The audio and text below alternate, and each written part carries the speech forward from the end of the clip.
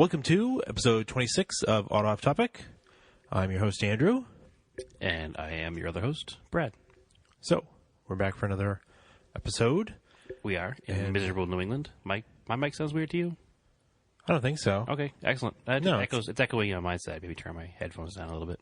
Yeah, I don't know why. I think it's all right, though. Apologies if it sounds weird, but could just be the weird Tuesday juju because we're not recording on a Wednesday. Yeah, I don't know. But it is raining like it was raining last week. So. Yeah, and it's 42 degrees outside, so it's might as well be winter again. Yeah. But freaking New England. It's not snowing, and it's been clear. It's barely not snowing. It's like 40-something degrees out there. And Whatever. It's like pelting ice out of the sky.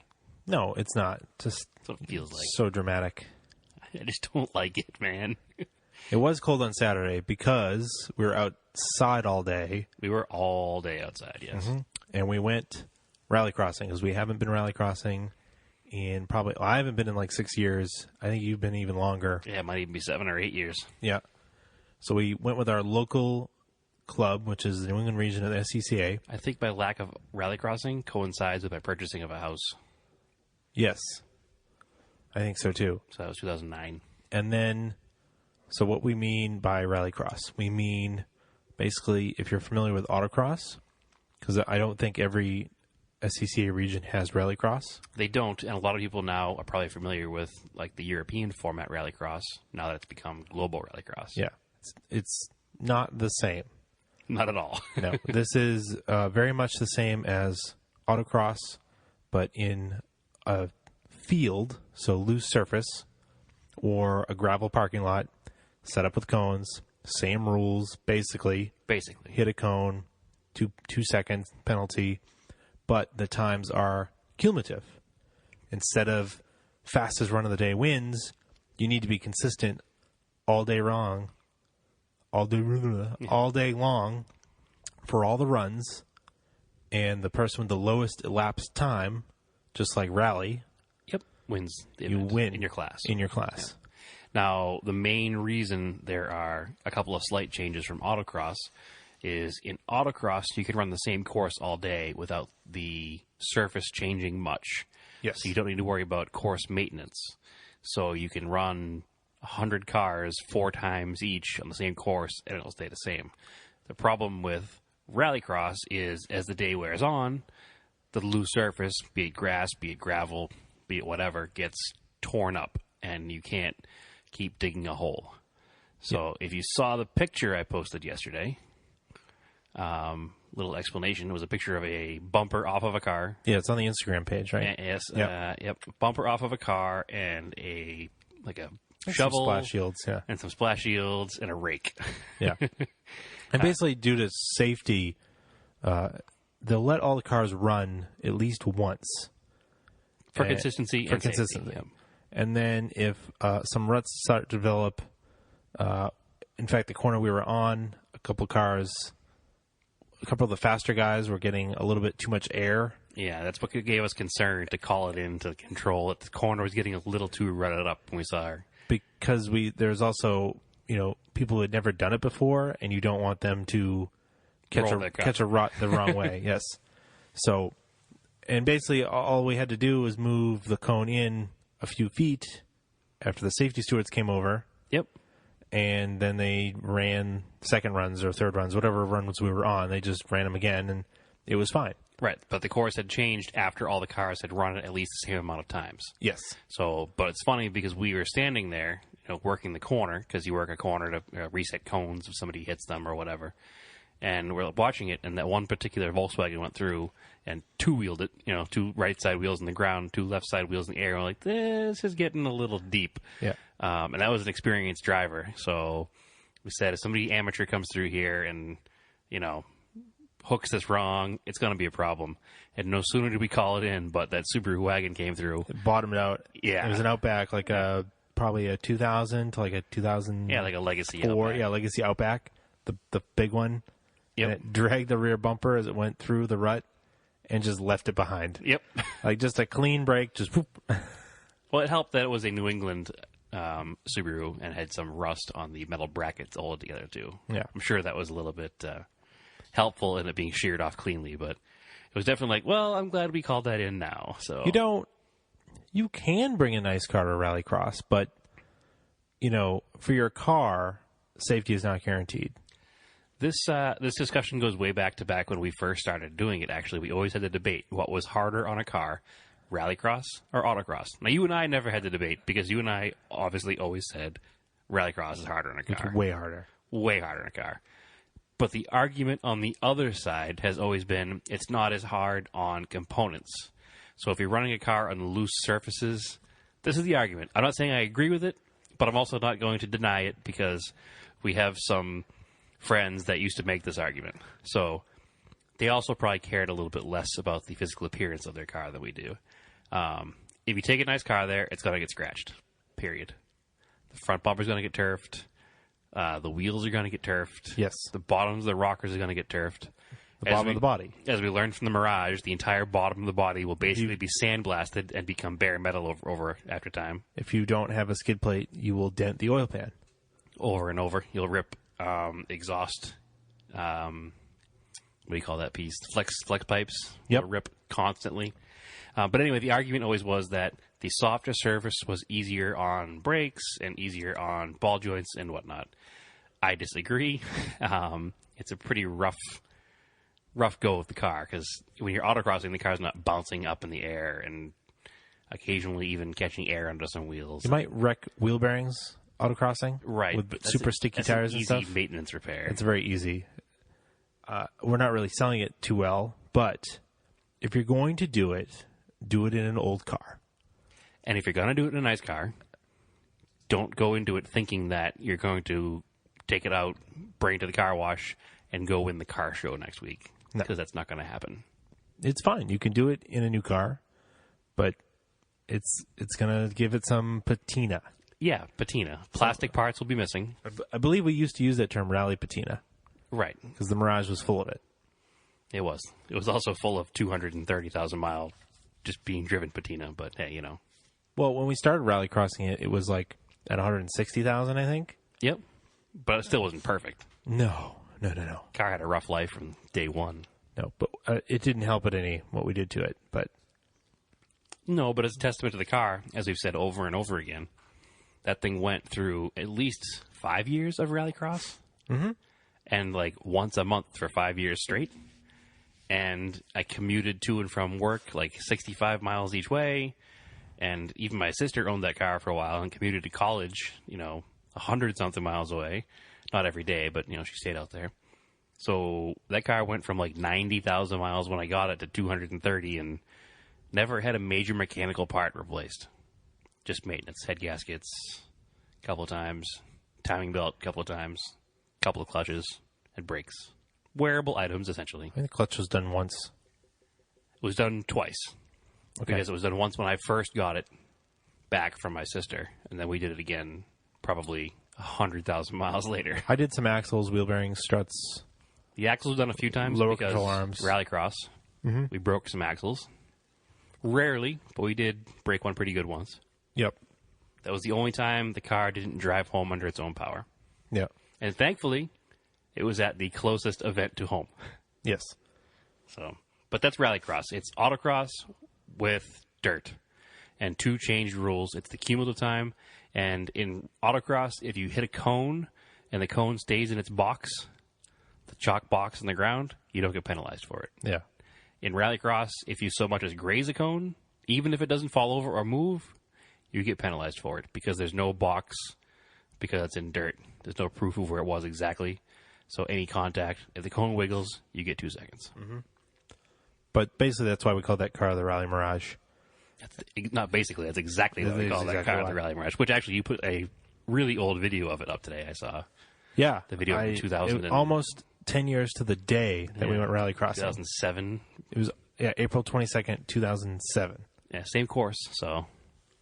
Well, same event location. Yeah. Well, the course is very similar, actually. The local SCCA chapter is nothing if not consistent, I guess, with timing. So that car was slow car fast. The definition of slow car fast. It was medium slow car fast. No. It wasn't like... It's slow car fast. Okay. No, it's a slow car. It's 120 horsepower. It's a slow car. It's 120 horsepower, but the car only weighed like 2,000 pounds. Yeah, but it's still, 0 to 60, 7 seconds, 8 seconds? Probably more like 9, but... Then it's a slow car. It was an enjoyable slow car, though. It wasn't like an automatic tempo from 1988. No. The car was fun to drive. It was very entertaining to drive. Yeah, because it had a 5-speed. And it had that 16-valve 1.8 that revved a lot.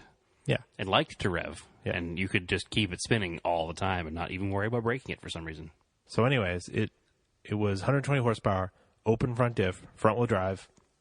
We put snow tires on it because that was what you're allowed in the stock front-wheel drive class. You're not allowed rally tires. No rally gravel tires. You're allowed snow tires. And it was all about momentum and smoothness would get you really fast times in that car. And basically, the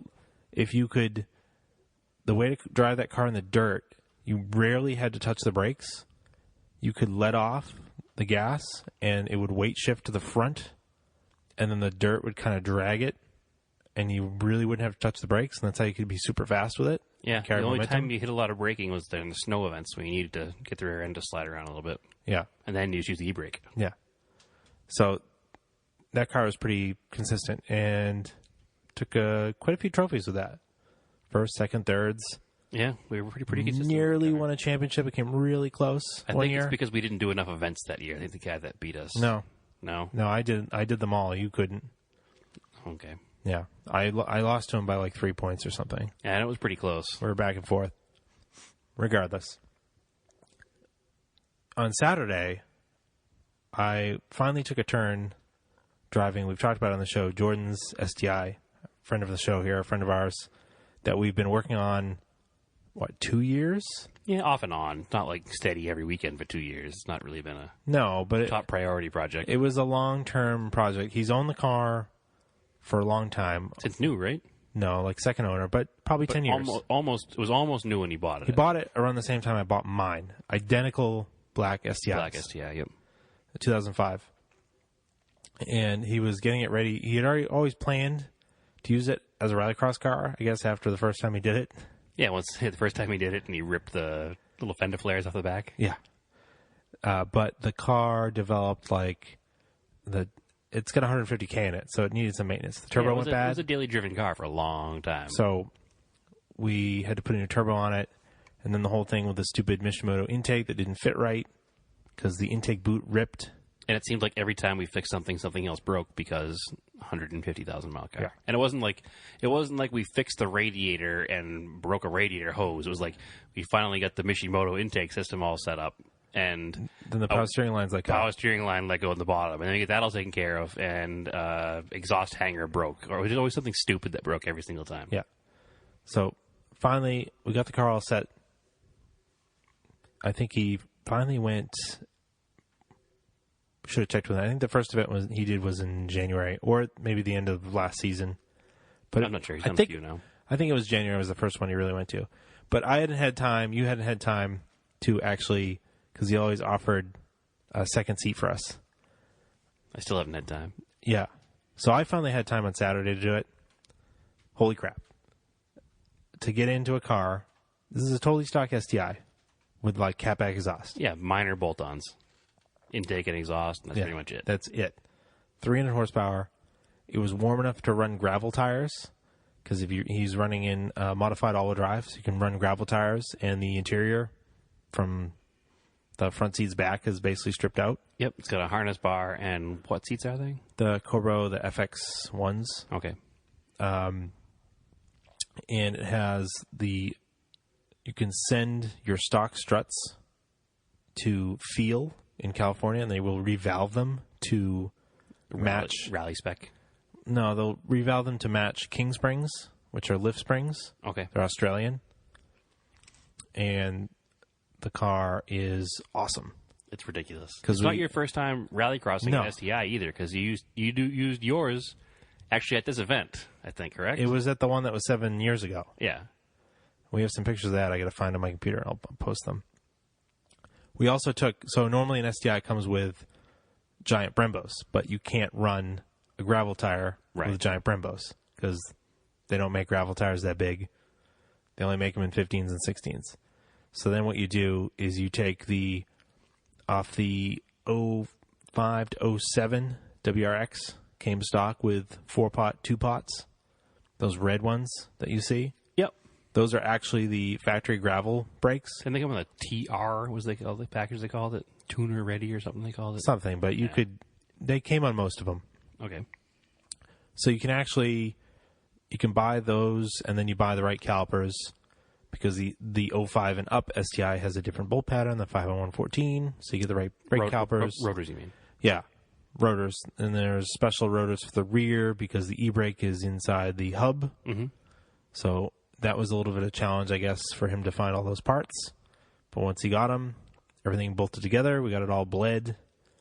And then he runs Team Dynamic wheels with some BF Goodrich rally tires. Which are powder-coated green. Or painted green, we're not sure. Because they bought them used. But not because that's what he wanted. He did not want the black car with green wheels monster theme. It just kind of happened that way because he bought used wheels and tires.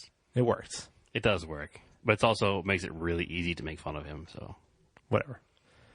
I'd like to thank his sponsors, Monster Energy. Yes. And Vintage Imports of New England. Yes. Shameless plug. Yeah, you need to get some magnets on that car. Oh, we're going to. Don't worry. Yeah. So anyway, that car is so incredibly fast.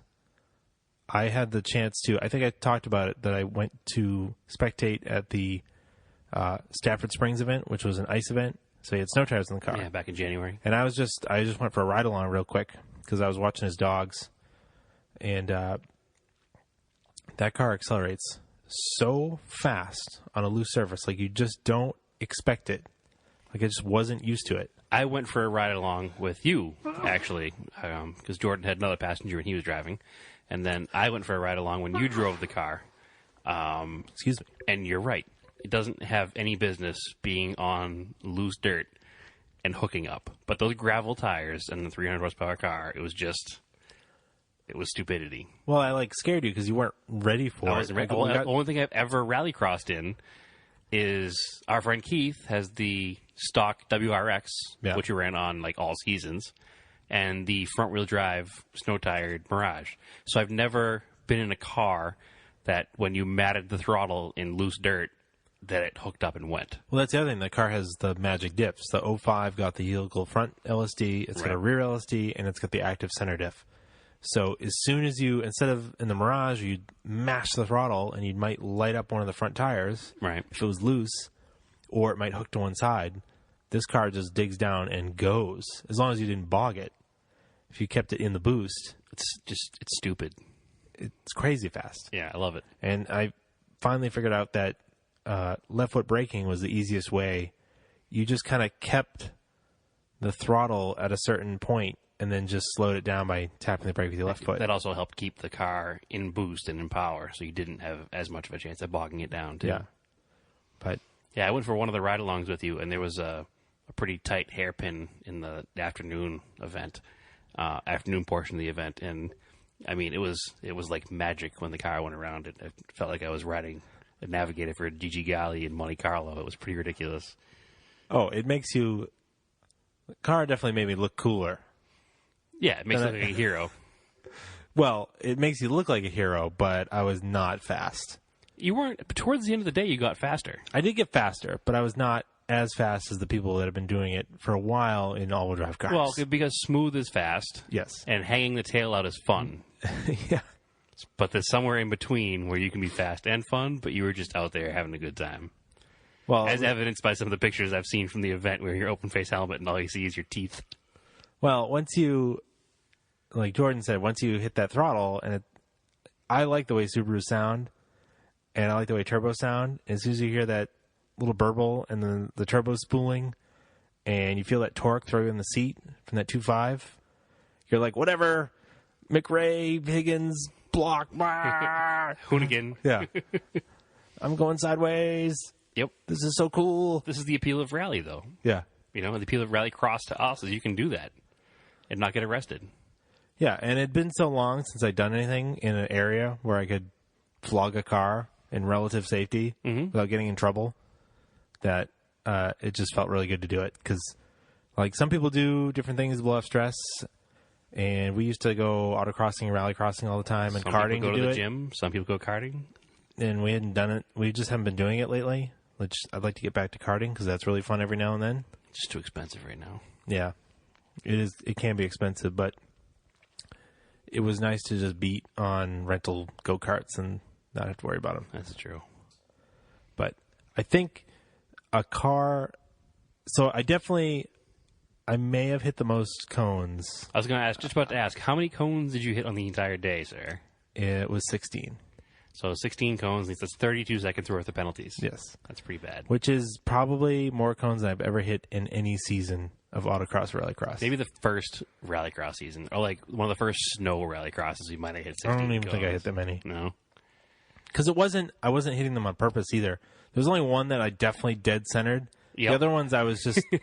yeah, because the car understeered, and it was like just faster to go through it. It was just in soupy mud. Yeah. And it would cost you more than 2 seconds to try to back off enough to get around it. So Exactly. It's just like, damn the torpedoes, this cone is going to die. Yeah, and the other ones were just, I misjudged the width of the car and just wiped out a whole row of them as I went through a gate. I would say my favorite moment of the day was on that particular event particular run that you're talking about, because I was riding in the passenger seat, and you came through the finish line, and you're like, yes, 97. And I said, +5. And you're like, God damn it. Because I could see the cones in my passenger side mirror just like landing still as you said it. I had the whole car was just like one tire width over too much. So, whatever. It's also a lot wider than the Mirage was, so we'll give you that. I did own one. I did autocross it for a long time, but I haven't owned it since so long. 2008. So, that late, really? Yeah. But no, it was fun. It was fun being a passenger. I'm actually going to use my truck and trailer to the next event because it's a little bit further away. Yep. So he wants to make sure he can get home without any, incidences. So we're going to trailer it up, and because I'm trailering it up for him, I'm going to co-drive, and I'll be the I'll be the second driver. So you can borrow my new helmet that I didn't get to use. Yeah, I may have to do that because I don't have a helmet. Mine's too old now. Yeah, my helmet timed out because it was a Snell 2000. Yeah, so was mine. It had to be an 05 minimum. So I bought I thought I had bought it in time, or I did buy one in time. But it was sold out. It was sold out. So Bell Helmets right now having like some huge back order issue, not getting enough materials to make enough helmets. And I wanted a Bell because it came with the posts ready to go for a Hans device for later on. Okay. And none of the less expensive ones came with it. You'd have to add them on later. And I also just wanted a nicer helmet because I had a G-Force, and that was good for like 10 years, but I just wanted to treat myself to a little bit nicer helmet. Yeah. And so I didn't order it. It didn't come in.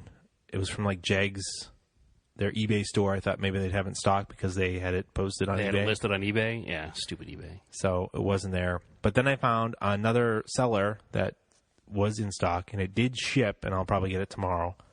So it was just a week late. Yeah, so you can borrow it. Unfortunately, since I didn't have it, I couldn't mount a GoPro to it.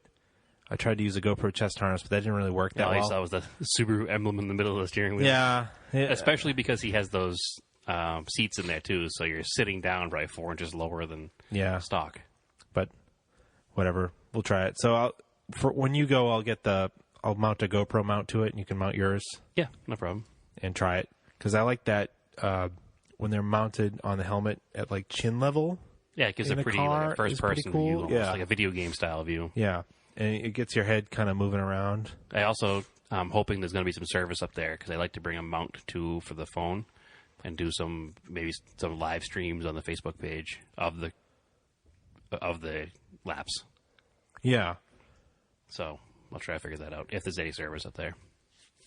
Mount Snow, there might not be. Yeah, that's what I'm saying. There may not be, so I might have to wait till the next event afterwards. But that might be a cool little feature to add for our 3 fans. So, what did this get us fired up to do? Go rallycrossing, obviously. Yeah, obviously. And what we've always done is we've done front-wheel drive rallycross, and now we've done all-wheel drive rallycross. And I have a little experience with your Subaru, and you have experience with your Subaru rallycrossing. And I don't know, did you ever drive Keith's car rallycross? No. Okay, I did the one event at whatever fairgrounds that was at. The other fairgrounds. Stafford Springs. No, not Stafford Springs. It was different fairgrounds. It was a summertime event. But anyway, so now we're going to try some rear-wheel drive rallycross.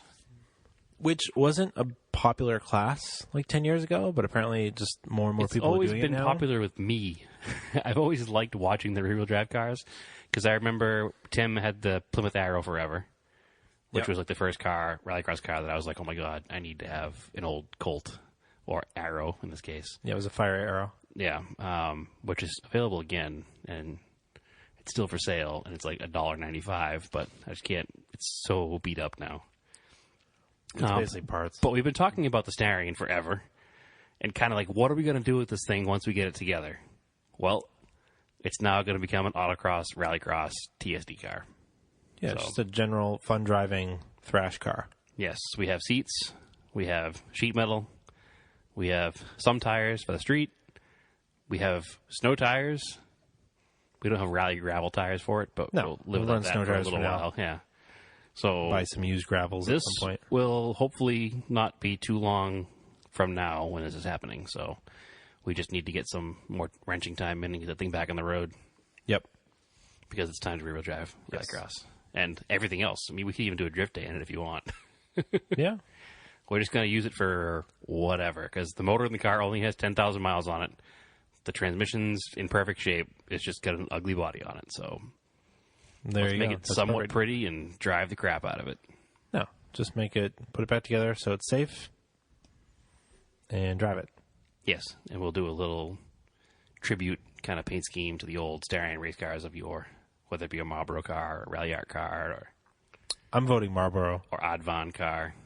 Well, the car's already white, and it'd be easier just to do the red triangle. Well, the Rally Art is pretty simple to do, too, because it's a silver and red triangle. Yeah, but that's just, like, so typical. I know. I like the Marlboro, but instead of actually writing Marlboro on it, just do the barcodes like they did. Yeah, or the Mitsubishi word itself. Yeah. Now, we'll see what we do. But either way, it'll be fun. We get too carried away with the rally bling. Let's get the car running first. Yeah, that's true. We did that before, too, with the Mirage. We had, blue hash marks to match our blue mud flaps and our... Hey, the car was fun. Our blue Red Bull exhaust tips. Hey, the car ran. It was, and it was fun to do that stuff when we didn't really have to worry about anything else. Because the car ran too well to have to worry about anything else. So, and I ran it that way on my daily commute, too. So, it was always interesting to run it in traffic. Yeah. Everybody looked at it. I was like, what is that thing? It looks like a race car, but it doesn't have a cage.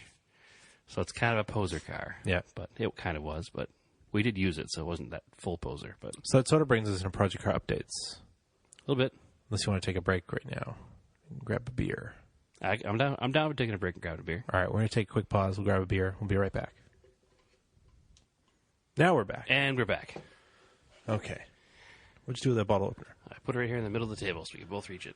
There we go. All right. The auto off-topic Hot Wheels car bottle opener. Do the... Oh, the sound of greatness. This is a very fancy beer that I've been waiting a while to purchase. Yeah.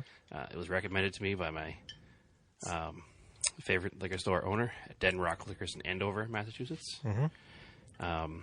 It's a Southern Tier beer, a brewing company out of New York, which is pretty much always consistently awesome. I know this is not a beer podcast all the time, but this week it's going to be.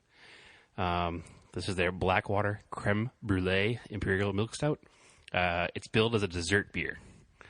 So it's perfect for this 10:30 at night podcast we're doing here. Not a desert beer. It's not a desert beer. It's a dessert beer brewed with vanilla beans. So it's a pretty fancy 10% alcohol, 20 proof. Ooh, might get silly. Milk stout, yeah. I don't think one beer is going to make it too silly. No, because...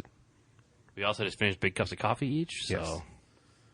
But, no, it's pretty dark. It's like a... True motor oil beer. Yep.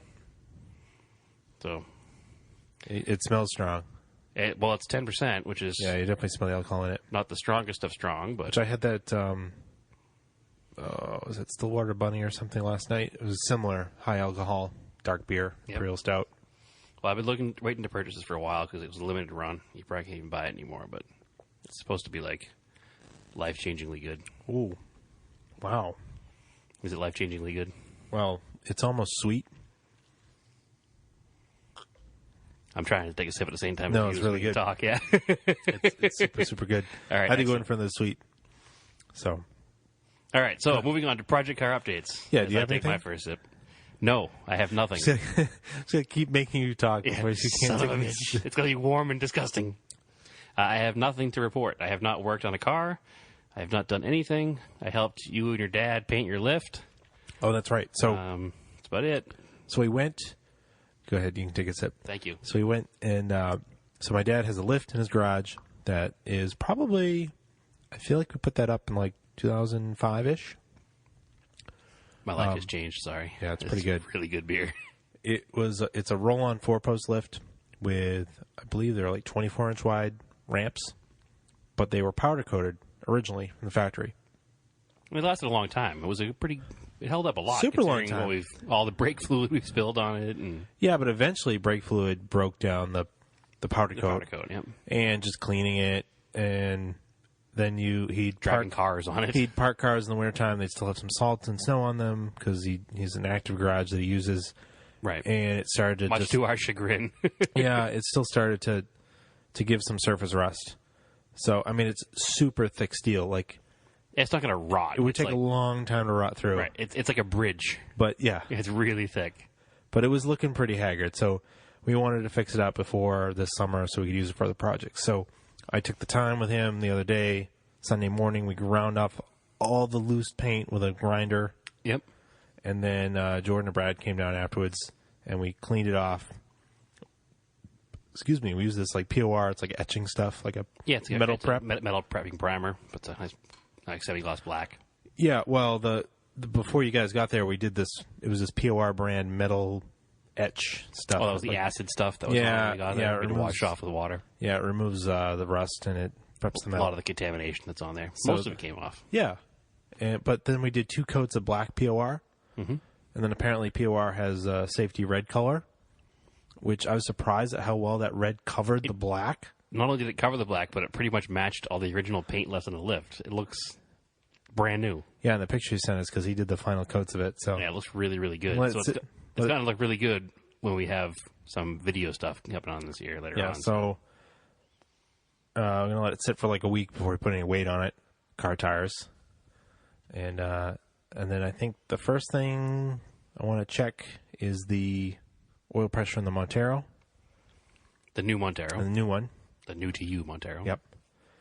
But other than that, last week we checked on, after the day after the podcast aired, we checked on my Galant, and I did change the O2 sensor for the correct one, and that reads much better. But for those that don't remember, we had a discussion about the stuck wastegate, the aftermarket O2 sensor, and the no start. Yes. So it started. It hasn't given me any problem with no start. The O2 sensor is working better, and then I changed it. I thought we unstuck the wastegate because it was stuck at the pivot point on the turbo that actually opens the flapper valve. So I was worried. We undid the wastegate from the flapper valve on the turbo and made sure that moved. So it didn't seize inside the turbo housing. So it's actually seized on the little pivot point. It's like, okay. So I cleaned it up, put it on with a little copper anti-seize to give it a little lubrication, put it back together. We gave it like 10 PSI, like we turned the regulator down way down on the compressor. Why do we do that, Andrew? Because a long time ago, actually my dad did this. We were messing around for whatever reason. I don't even remember why we were doing it. We were messing around with the wastegate on my Talon when it was still stock, and we blew out the diaphragm. Yeah, you put a lot more than, 15 to 17 pounds of boost through it, or air pressure through it. This was when I was like 18 or 19, so I went when you could still go to a junkyard and find these cars, and I pulled the wastegate out of the junkyard and made the car run. And then, like a week later, I bought an OEM wastegate actuator and put it back on the car, on the stock 14B. And we'll come back to that in a minute. So, I believe what happened is on the Galant, when the wastegate got stuck on the flapper valve part, that maybe it also seized somewhere else, or it caused the diaphragm to like stick and just blow out or something. Because even with like 10 PSI, it wasn't moving far enough. Mm-hmm. And it was like real stiff. So it was holding boost shut too long, and the car was overboosting, running lean and retarding the timing, and then falling flat on its face. So it was no good. But what happened was, when I was putting this car together, the Galant, I wanted to put the stock 14B in it. I bought a used turbo because the one I had laying around was no good. It didn't come with an actuator for whatever reason. And I was like, whatever, that's not a big deal. I've got 2 spare ones. I will put one on. So when I go to put the car back together, I'm putting the whole Galant together. I could not find the spare wastegate actuators anywhere. They got put away in a box somewhere in the garage. They got moved around. I couldn't find them. I was like, all right, whatever. Excuse me. At the time, you could go on eBay, and it's like this weird company. It's still on there. It's like Kinyawara or something. It's a Chinese company. They had knockoffs of the factory wastegate for like $35. I was like, I'll try it.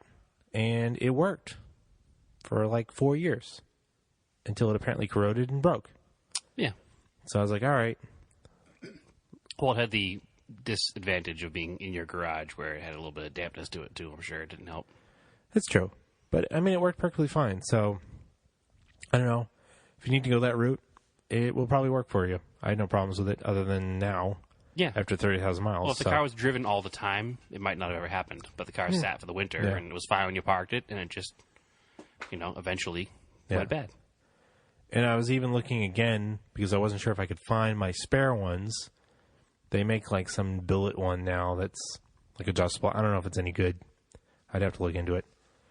Doesn't matter. Because while we were letting the paint dry on the lift, I was over there and I started looking through some boxes that I hadn't checked yet. Because about a year after I had put the Galant together, I opened up a box as I was cleaning out the garage, and there were my 2 wastegates. Oops. And I was like, all right, there's where those are. I'll remember where those are, because I may need them again. And sure enough, I needed them again. And so, luckily, I have a nearly new Mitsubishi OEM wastegate. Has it been installed yet? It was installed on my Talon. Oh, I mean, but you put it in the Galant. No, I haven't had time. Okay. And then it was raining, and the car's in my driveway. Right. Because you can do it on the ground. It's, super easy. Yeah, it's wide open. I was also waiting for my HPS silicone vacuum hose to come in, because I might as well, if I got to take the vacuum hose off, I might as well just rerun all the silicone ones that I wanted to do anyways. So I'm just going to do that all at once. And I got my spark plugs to change, and I'll do that, and the car should be all set once it's done. I hope. Fingers crossed. But I think it'll be good. It should be fine. But anyway, so that's where that car stands. Anything else? There was nothing, right? Were there any other project cars you worked on? Because I haven't really done much. Nope. It was sort of like we talked about the Rallycross. That was kind of project car payoff. Yeah, exactly. It was a payoff of helping a friend with his project car. Yeah. But all right, so let's get to from last week. We did have some listener answers. Okay. To our question. I don't think we had any on Instagram. I grabbed the ones from Facebook. If you want to read those. Sure, I can get into that. Hold on, let me scroll through here. Listener answers we're going on to right now. This was your favorite badge engineered car? Yes. Or least favorite maybe? Or this could even count as stuff that we forgot. Yeah, anything you thought that should be discussed and talked about. Now... God, this beer is so good. I know, it's really good. It's very distracting to me.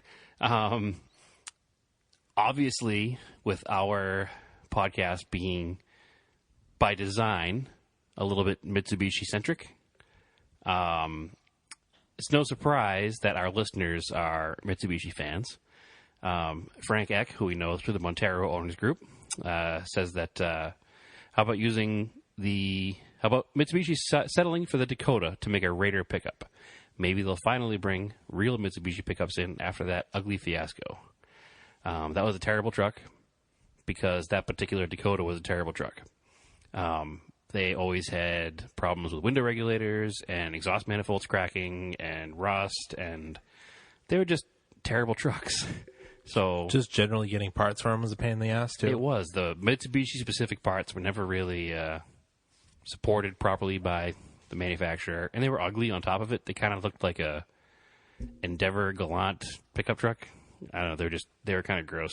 Well, they had the Dodge styling, that Kenworth styling that Dodges have. Yeah, that tall center section on the grill and lower headlights. But then mixed with like Mitsubishi stuff. With like Endeavor headlights. Yeah. It just didn't work. And nobody bought them until they sat in the lots forever and they pretty much gave them away. Yep. So, I mean, would I drive one? Maybe, just as a beat-around truck, but I would never, like... It wouldn't last long enough. I would never aspire to own one by any means. So, yes, Frank, we didn't talk about that because we like to deny its existence. Mm-hmm. Tyler Kenneth Lindstrom says, my favorite badge-engineered old car is probably the Starion Conquest. Again, a Mitsubishi, because us and our fans are Mitsubishi fans. Whatever. It was a good choice. Oh, absolutely. But his favorite new car would probably be the BRZ GT86, since he owns one, which is also a good choice. And Andrew and I have often talked about how one day, when they're cheaper cars and not $20,000 cars, we'll probably own them too. Because they're starting to get cheaper. They're exactly what we've always wanted. You know, they're a hardtop version of a Miata, a hardtop version of an MGB, like an MGB GT. They're a cool looking little simple car. And there's no more simple cars in the market except for that one. So, they gave us what we wanted, and we weren't ready to buy it new. Exactly, because we're not rich. Not that you need to be rich to buy one. We shouldn't have... We're too into our old cars to sacrifice that for the new car. There's something like... I mean, I call it right car, wrong economy. Right car, wrong economy? Yeah, I get it. Like again, we're going back to Mitsubishi. Whatever. This is what we do. I maintain that the 2008, so when the Evo 10, but it was always just a 2008 Evo in this country.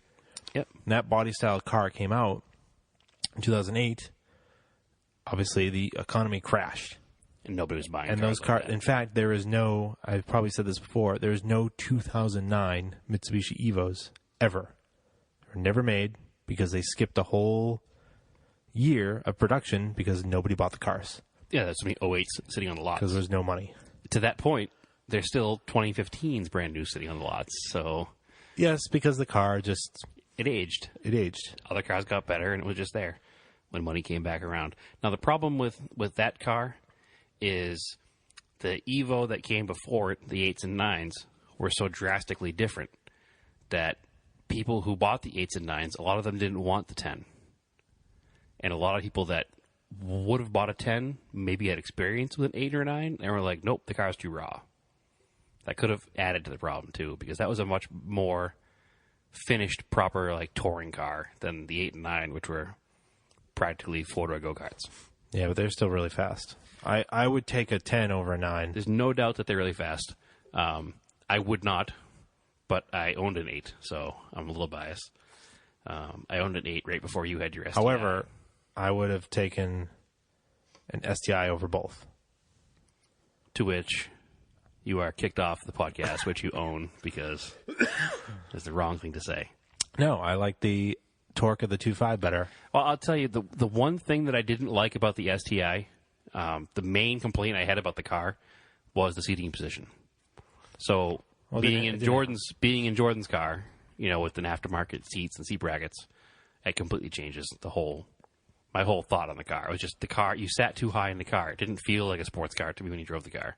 Coming from my Evo, we practically sat on the pavement, and getting into the STI just felt, I almost want to say it felt too normal.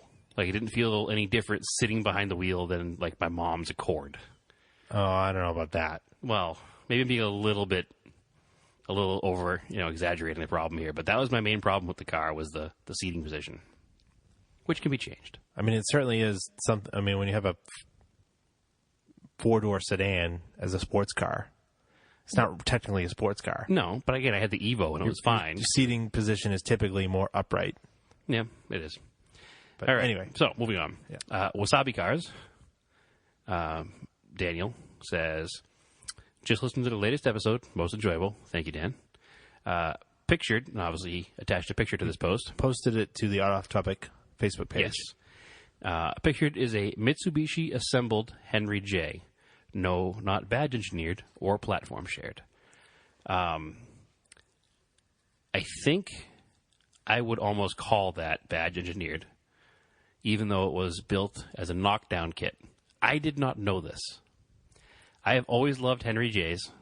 They made cool gassers in the 50s and 60s. Our whole badge engineering topic started last week with a discussion of the Henry J because it was sold as the Sears Allstate as well. I did not realize that Mitsubishi was ever involved with anything with the Henry J. And I had not realized that they sold them in Japan as Henry J's through Mitsubishi. So Mitsubishi would buy an unassembled Henry J in the States, ship them as knockdown kits to Japan, reassemble them, and sell them to the Japanese public. No, that's different from the Mitsubishi Jeep, right? The Mitsubishi Jeep was sold was built in Japan, but it was licensed from the United States. Licensed from Willys at that time? Probably first Willys and then Chrysler and whatever happened in between. I don't know. It was probably Willys, Ford, AMC. Yeah, whoever licensed it first. I don't know the timeline of that, but those were always built by Mitsubishi. But they didn't have the Jeep 4-cylinder in them. No, they're Mitsubishi powered. That's what's strange. That's what's awesome. I mean, I really want one.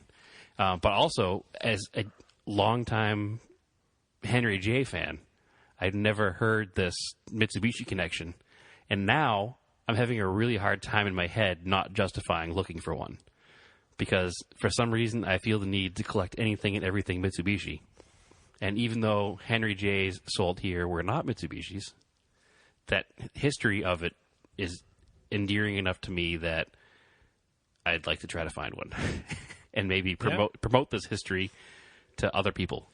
Just because as a giant Mitsubishi nerd who doesn't do anything but look at this stuff all the time, I had no idea until Daniel brought it up to me. And he had seen it in the Mitsubishi Corporate Museum. Yep. So, which I really want to go to. And maybe if I ever get to Japan, Daniel, you can show me around because that would be an amazing trip. Yes. So, and then he also pictured. Yeah. Oh, you want to talk about that one? Go ahead. Well, it was a car that looks like a 4th-gen Mirage. So it looks similar to our Rally Mirage, or is it later? Nope, that's the one. It's the 4th gen. It's the 9345 Mirage. Yeah. But it's a Malaysian company called Proton. And I think all of them are rebadged Mitsubishis. They're made by Proton, though. So it's all Mitsubishi stampings, but not built by Mitsubishi at all. So it's a Malaysian car company called Proton. Yes. Yep. Okay. But they also made a car called the Jumbuk, which is a Starion Ute, right? No, I'm sorry, it's a Mirage Ute, which is it's basically Starion on the brain. It's basically a Mitsubishi Mirage El Camino. Oh, my favorite. No, Andrew, and anybody who knows him knows he hates El Caminos. They're horrible. And I don't hate El Caminos. In fact, I love El Caminos. I want to crush them all, fire them into the sun. I actually owned the GMC version for a while, the Caballero. But it wasn't like you had like the worst 80s one. No, they're not worst. They're good. As far as looks, those are the worst ones. You lie. It's not true. The worst ones were like the 77s. Anyway, so it's a Mirage front, which is also a Lancer in Japan and other countries.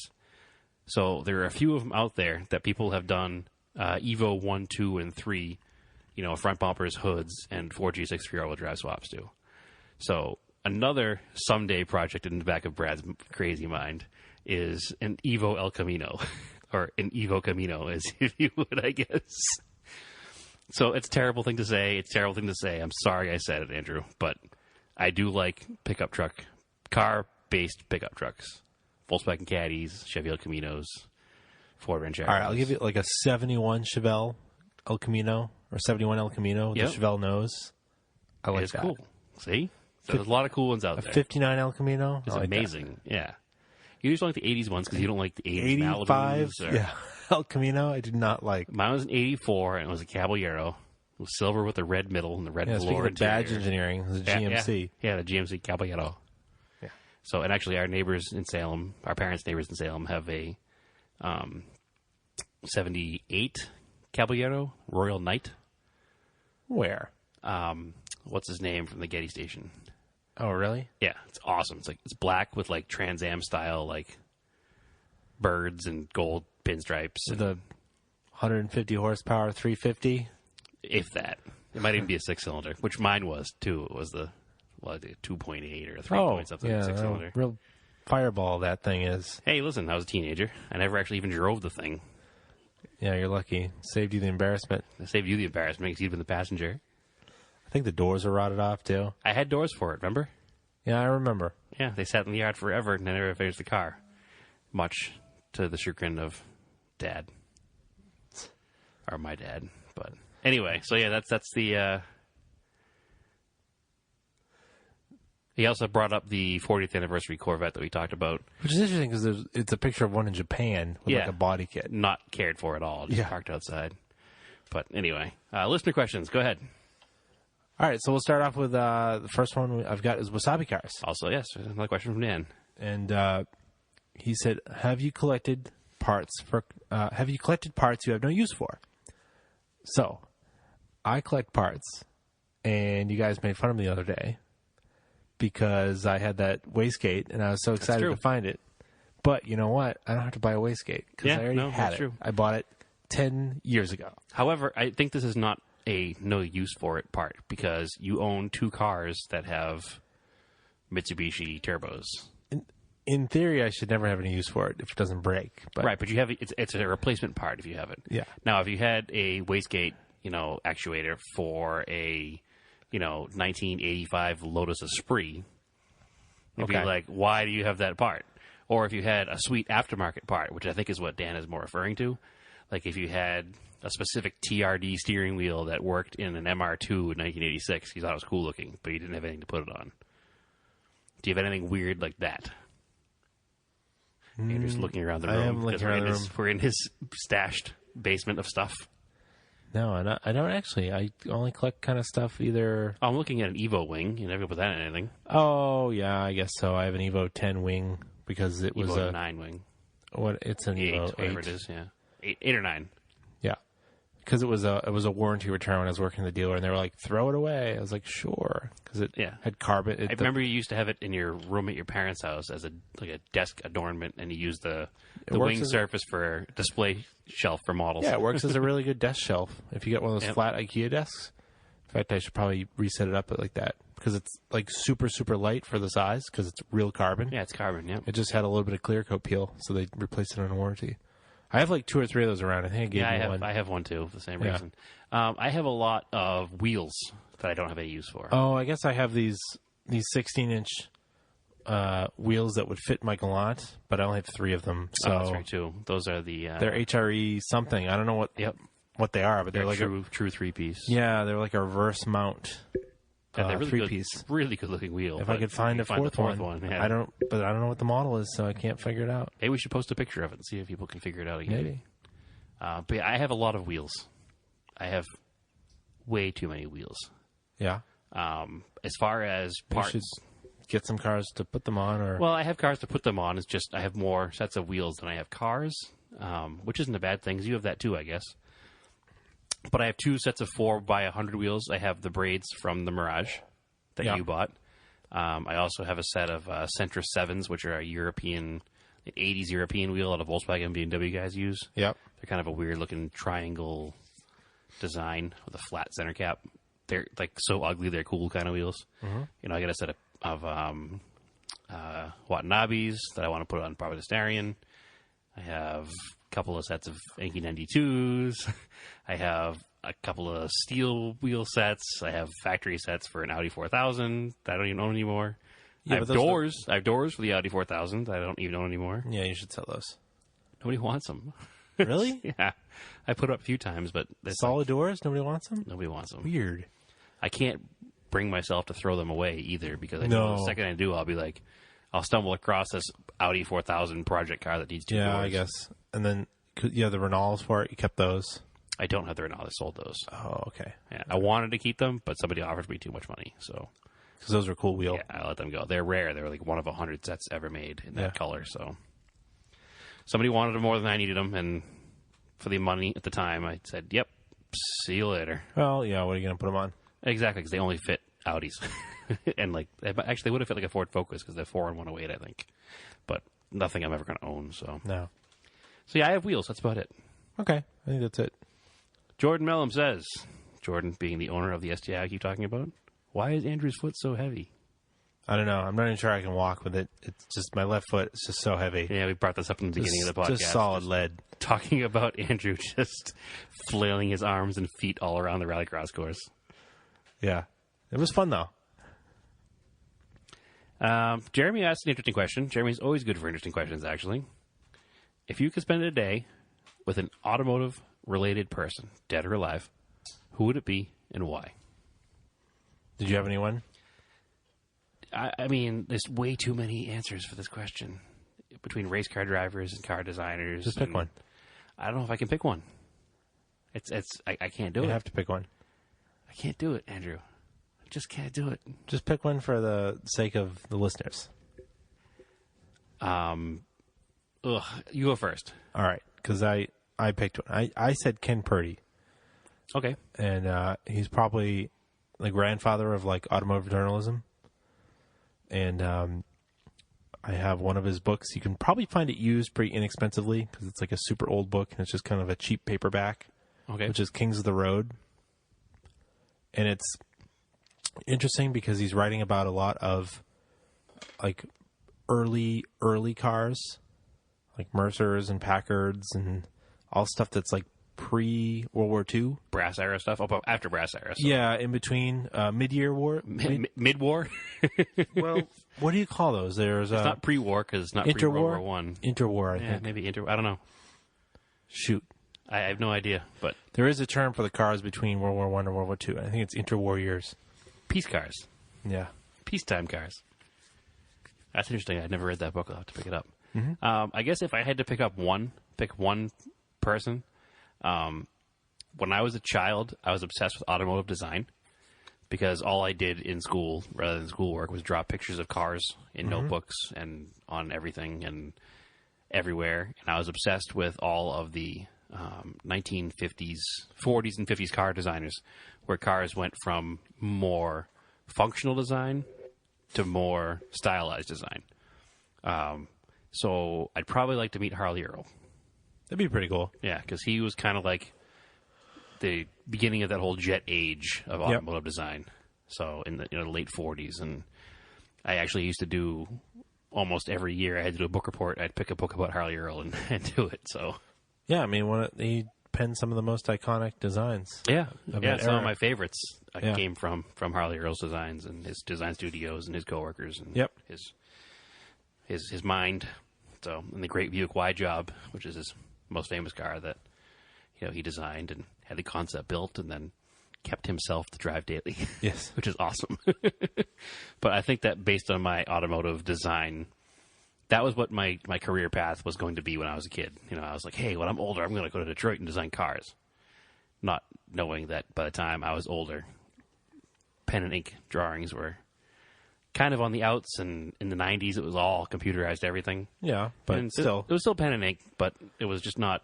What you should have done is gone to California and worked at a design studio in California. Well, I should have done a lot of things, Andrew. But here I am sitting in the basement with you talking about cars. Cold, rainy April. Yes. It is what it is. We make the best of it. Yeah, absolutely. I'm not unhappy with my choices. I have a great life. Hey, we have a good rallycross area. So. We do. Yeah. There's that. It is. Although California has the desert rallycross stuff, so they have it pretty good too. Anyway, back to questions. Yes. We're getting a little long here. Also from Jeremy, he asked 3 questions, which, as I've jokingly said before, is his limit. Okay. What are 3 things a car show creator can do to make sure that it's an awesome show? And so I clarified that this is a physical car show, not a TV show. Television car show. Okay. I had that same question. I wasn't sure. Yes. Because if you wanted to know what 3 things made a television car show so cool, I would say he should tell us, because he's the one with the successful YouTube channel. Yes. Which is A1 Auto. Is that what it is, correct? On YouTube? I think it's 1A Auto. 1A Auto, yes. 1A Auto on YouTube. Look it up. He's got some interesting car videos and fact videos and some other videos on there. But anyway, all the way around, for a physical car show, what are 3 things that make it great? Location? Yes. Shade? Yes. I guess we could throw shade in with vacation. That's in location. Yeah. So location. Location. I think I was kind of against it at one point. I had this argument with you about curating a car show. Okay. But in some cases, it definitely makes it better. I don't think curating a car show is a good idea. Unless it's a specific event like a concourse or hey, this is a Camaro event or this is a Datsun event. That's the only time I think it's okay. And even then, I think that advertising it to the right crowd is more important than curating. Okay.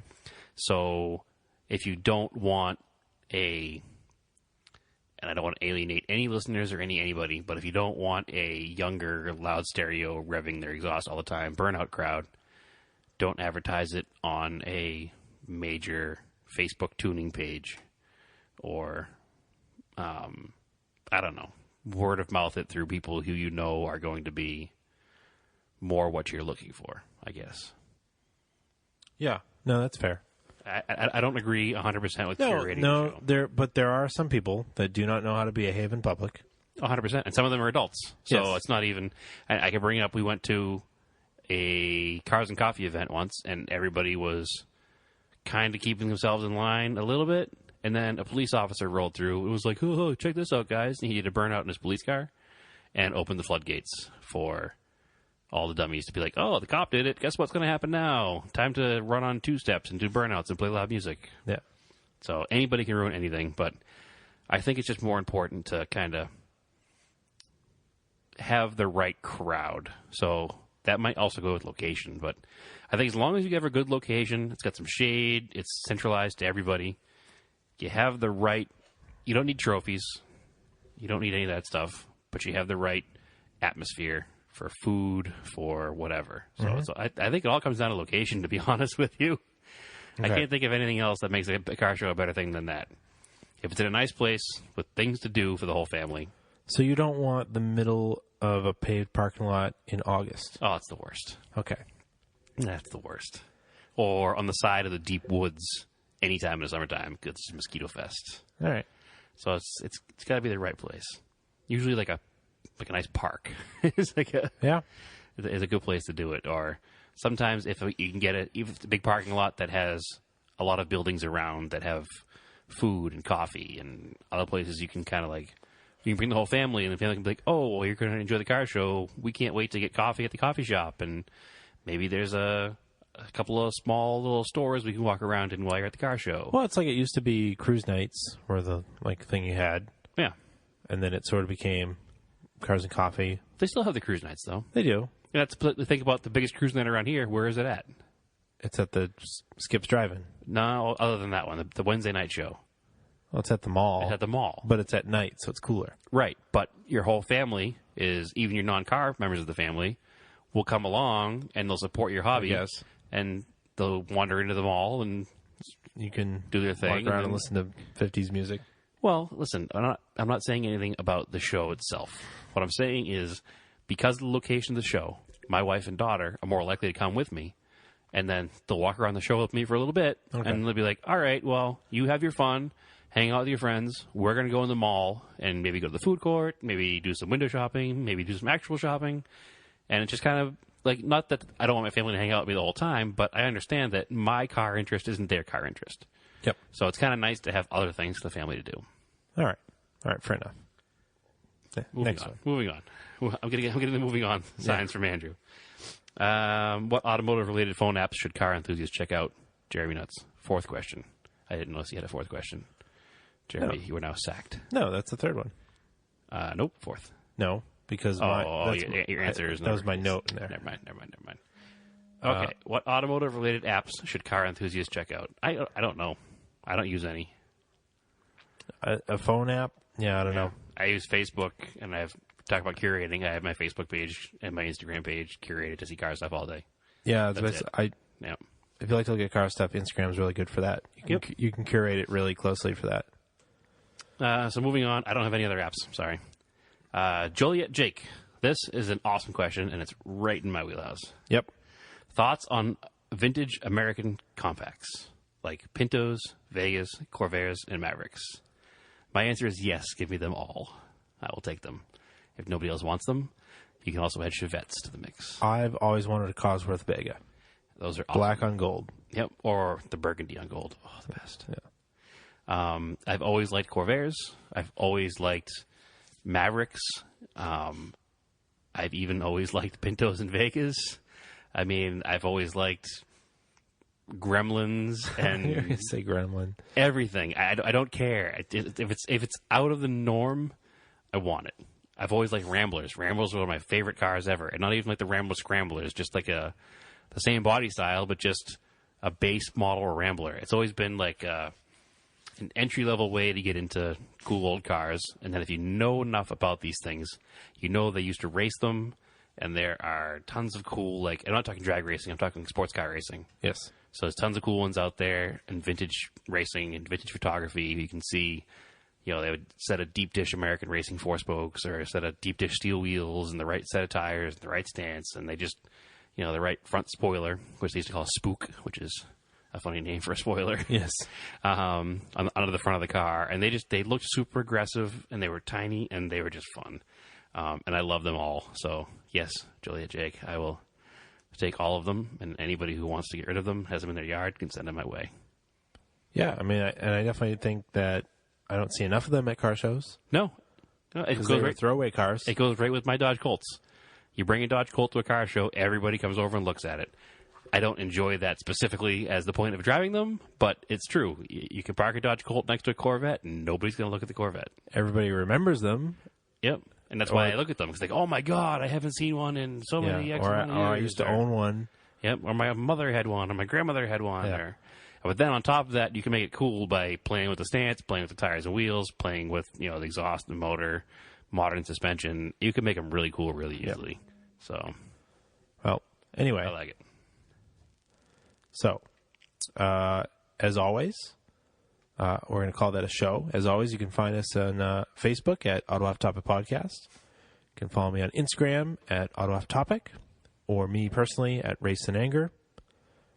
Please rate, review, and share the podcast with your friends. It really helps us. Absolutely. That's our best advertisement. And as always, this is brought to you by Vintage Imports of New England, Vintage Imports NE.com, and Vintage Imports. You sure? And yeah. I got confused with my website and my Instagram name. Vintage Imports of NE on Instagram. Okay. And where can they find you? TSISS350 on the Instagrams. Yes. And the internets. So thanks for listening, and keep your cars analog.